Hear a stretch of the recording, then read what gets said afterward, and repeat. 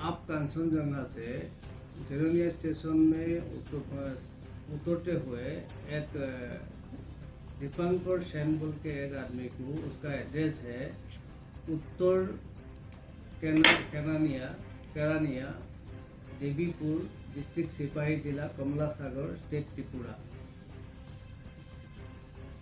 उसका साथ दो 7.65 mm पिस्टल रिकवरी हुआ विथ 4 मैगजीन। उसमें गोली नहीं था और उसने ये पिस्टल दीमापुर से लाया। एक विश्वदेव ऑफ दाबागा होजाई का आदमी है, उसने खरीद के दिया। और वो इसको नंदू पाल बोल के एक आदमी जो न्यू ईशा बाजार अगरतला स्टेशन का पास, उसको हैंडओवर के लिए लाया था।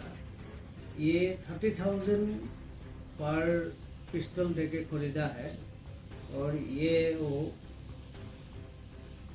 बांग्लादेश में बिक्री करने वाला है ले जाके।